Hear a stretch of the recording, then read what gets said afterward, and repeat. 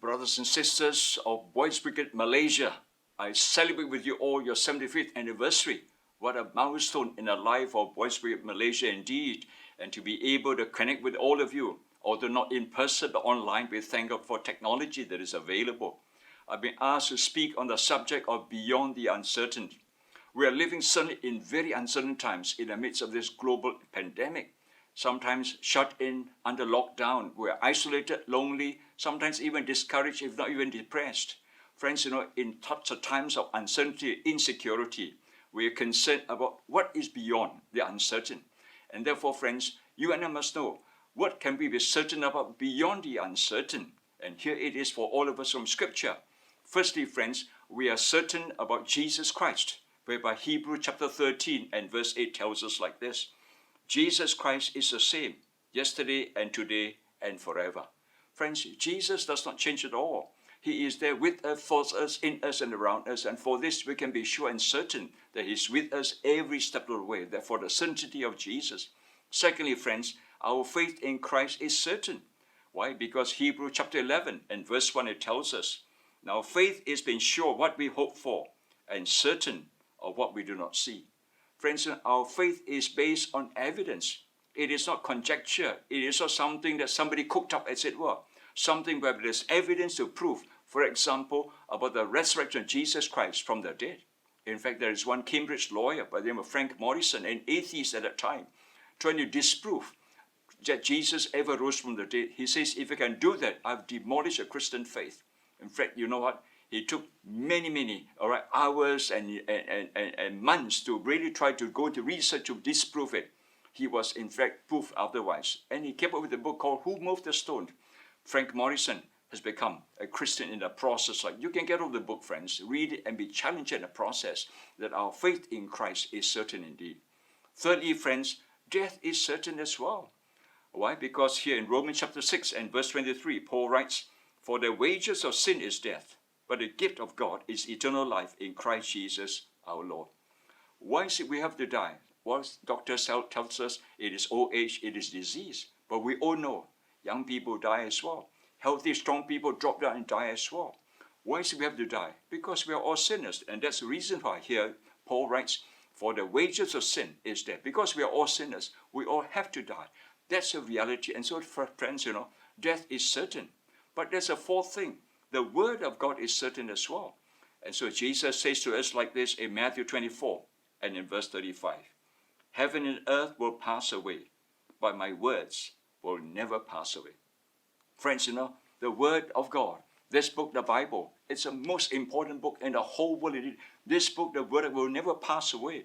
That's the reason why, friends, you and I need to get into the book, the word of God, study it, make it part of our life, live out, friends, its commands, its regulations for all of us. You and I will be blessed in a wonderful way, friends. And friends, this is what we are all certain about beyond the uncertain. And that's so important for all of us, therefore, in this regard here. How can I live beyond the uncertain? There are a few things that is critical for all of us as to how we can live beyond a season of uncertainty. In fact, beyond all seasons, that is important for all of us. Firstly, friends, you and I must know who we are. Know who you are. That's very, very important. At the heart of it, it is to know our identity. Very important. Sometimes when I ask someone, who are you? Well, Pastor, I'm an accountant. I'm a doctor. I'm an engineer. I said, that's not my question. Who are you? Okay, I'm the CEO of a company. Who are you? I'm the wealthiest man in the country. I said, that's all, a wrong sense of identity, because identify yourself with a position, your power. This will all go one day. Who are you therefore? I asked them. Friends, for you and I who are Christians, this is where we are privileged indeed. Who are we? What's our identity? And here Apostle Paul tells us in 2 Corinthians chapter 5, verse 17 like this. Therefore, if anyone is in Christ, he is a new creation. The old has gone, the new has come. Friends, our identity is in Christ. All right? We are Christian, a child of God. That's what gives us identity. And that's what, friends, can I say, gives us significance. So that, friends, it does not matter the kind of job I do, position I hold, power I have, or little power or wealth, whatever. It does not matter anymore, friends. Because why? It is when we find identity in Christ, we find security in Christ. And that's so important. Secondly, friends, Know why you are here. Very important for all of us. In other words, it's a question of our purpose in life. Why am I here on earth? My purpose, friends, is to serve God's purpose, really.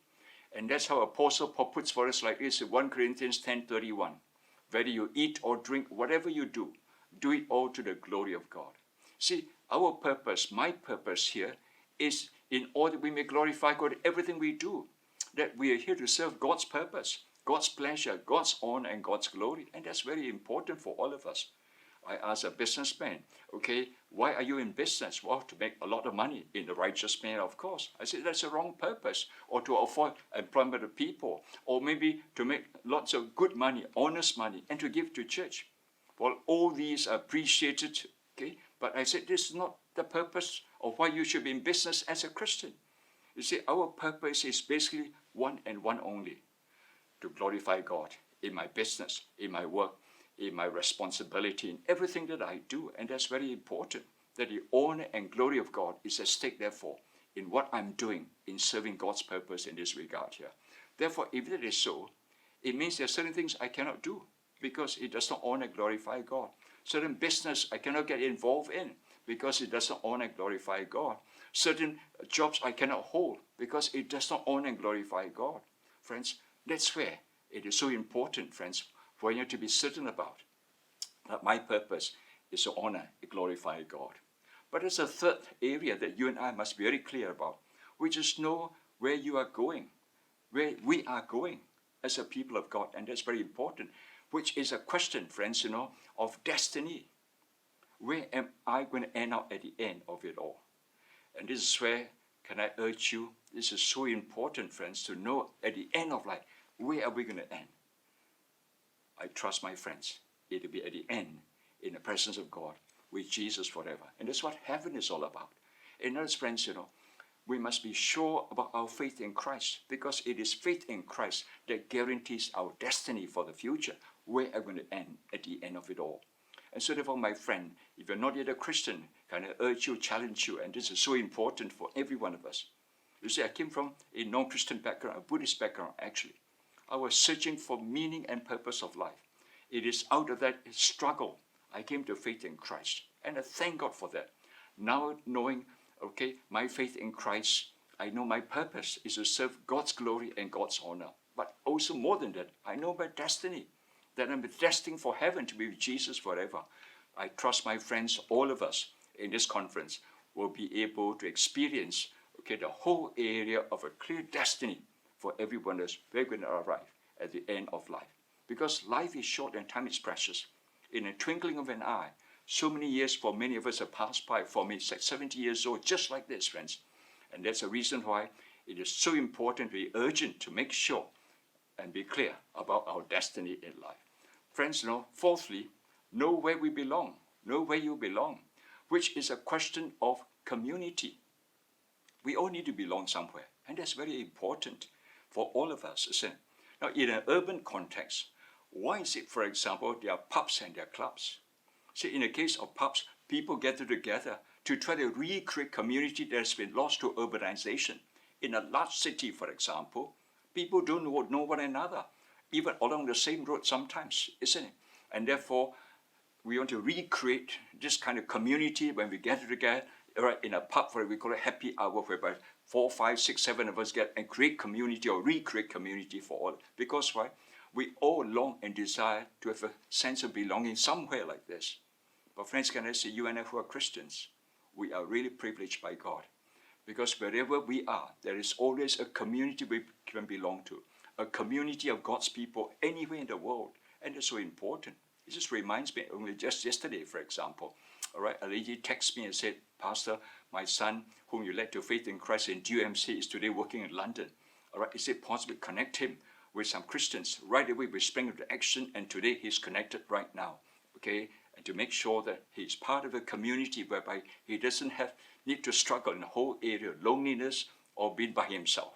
Friends, there is a community we can always be connected to, and this is a privilege of the people of God.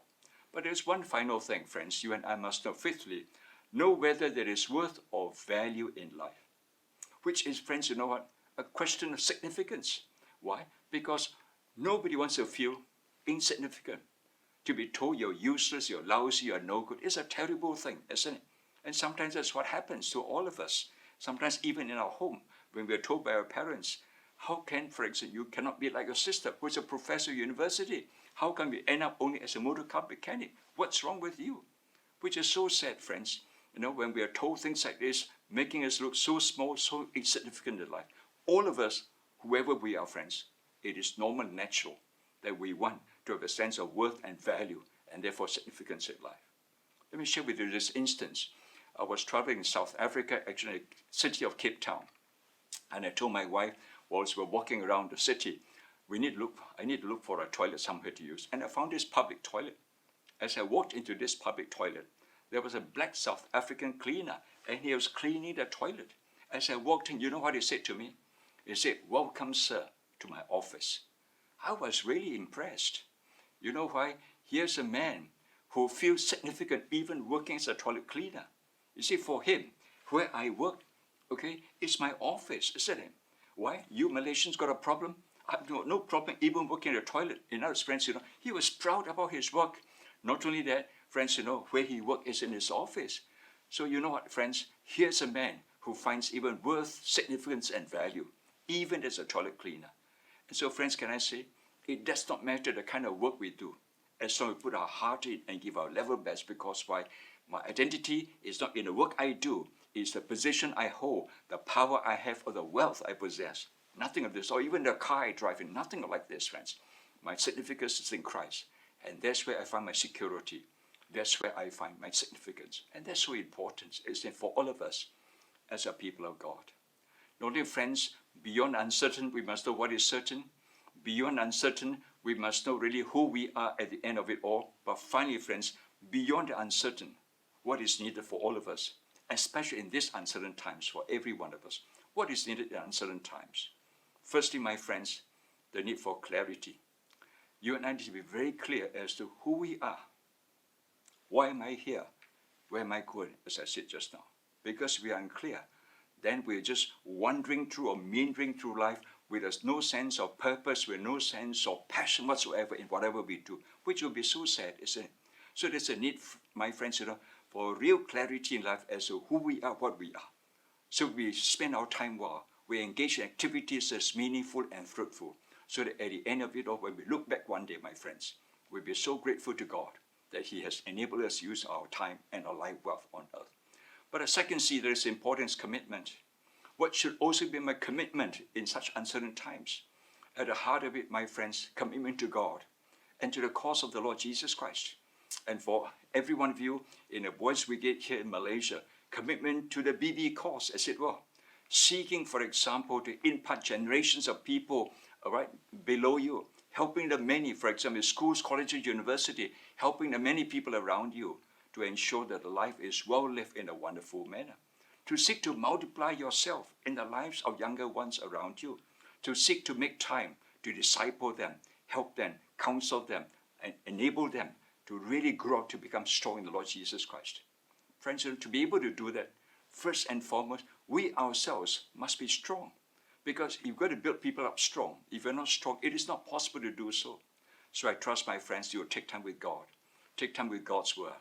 Build yourself up in the things of God. Go for whatever training that is necessary. I want to commend you all signing up for this annual conference, because this is part and parcel of the learning journey that we all should be involved in.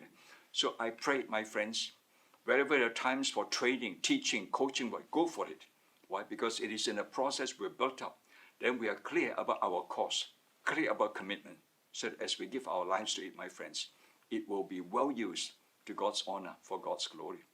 But there's a third C that you and I needed in these uncertain times, which is that of courage, really.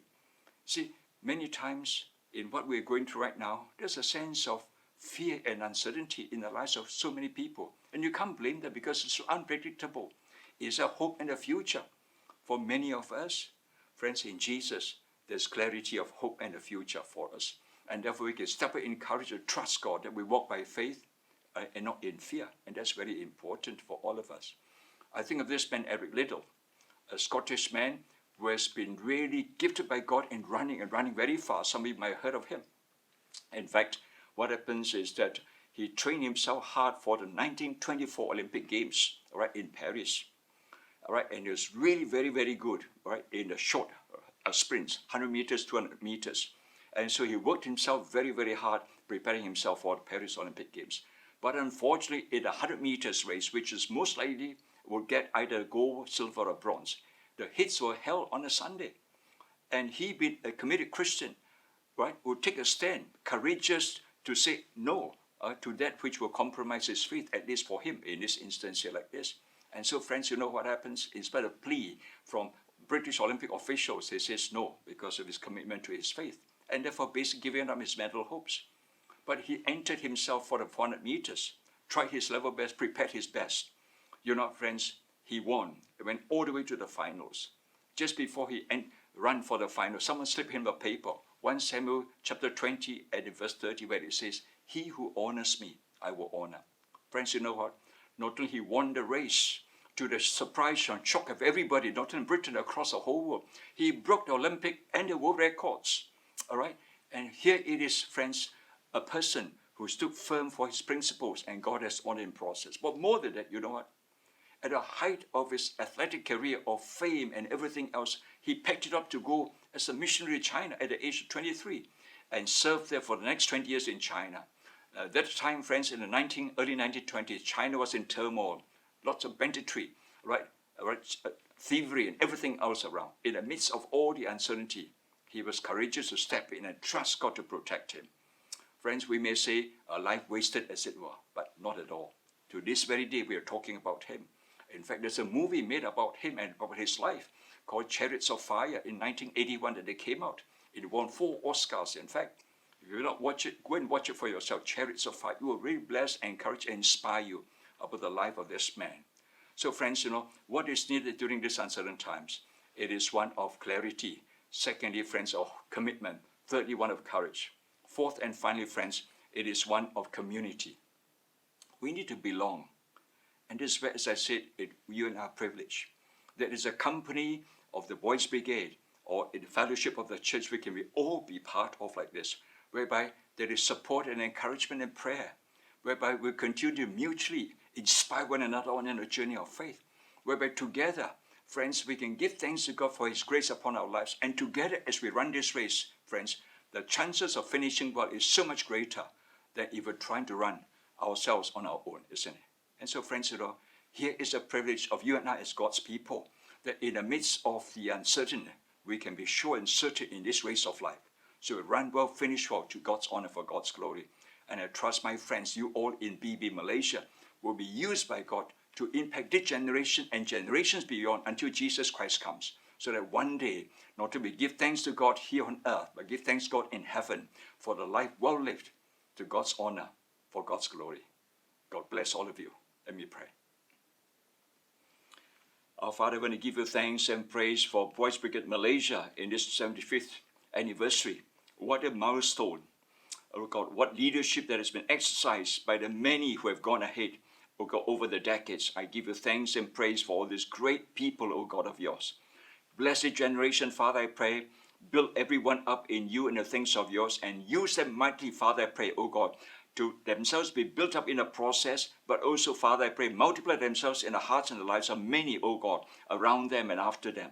So that, Father, I pray, BB Malaysia continue to be a great influence, impact, oh God, across our nation, Father, I pray. So bless everyone and bless the leadership, Father, I pray, BB Malaysia, to use by you, Father, I pray, oh God, to raise up whole generation that will make a mark and difference in our nation. I pray all this and give thanks in Jesus' precious name. Amen. God bless all of you, friends.